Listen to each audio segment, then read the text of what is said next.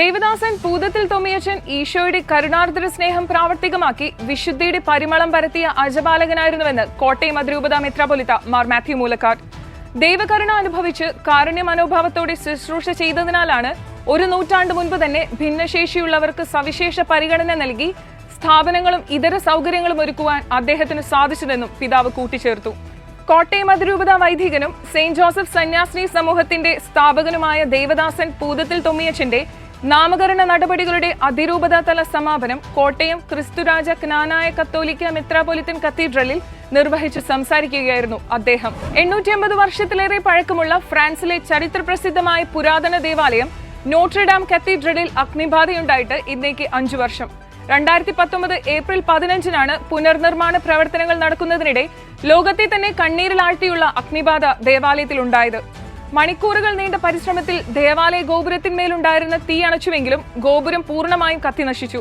400-ൽ പരം അഗ്നിശമന സേനാ പ്രവർത്തകർ ഒന്നിച്ചു പ്രവർത്തിച്ചാണ് അന്ന് തീ അണച്ചത്. ശനിയാഴ്ച ഇസ്രായേലിനെതിരെ ഇറാൻ നടത്തിയ മിസൈൽ ആക്രമണത്തെ തുടർന്ന് പശ്ചിമേഷ്യയിൽ വർദ്ധിച്ചുവരുന്ന സംഘർഷ സാഹചര്യത്തിൽ ആശങ്ക പ്രകടിപ്പിച്ച് ഫ്രാൻസിസ് മാർപ്പാപ്പ.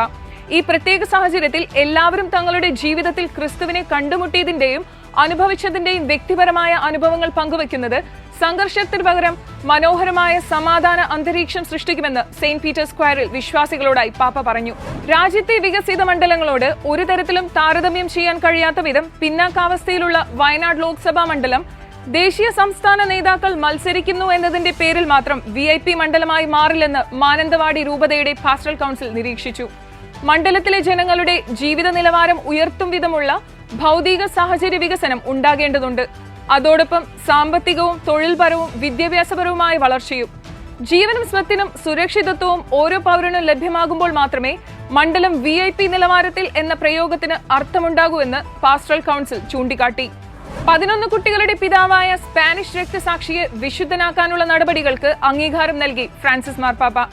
ആന്റോണിയോ ടോഡ് റീക്സാച്ചസിന്റെ വിശ്വാസവും രക്തസാക്ഷിത്വവും അദ്ദേഹത്തിന്റെ പേരിലുള്ള അത്ഭുതങ്ങളും അംഗീകരിച്ച പാപ്പ അടുത്ത നടപടികൾക്ക് അംഗീകാരം നൽകുകയായിരുന്നു.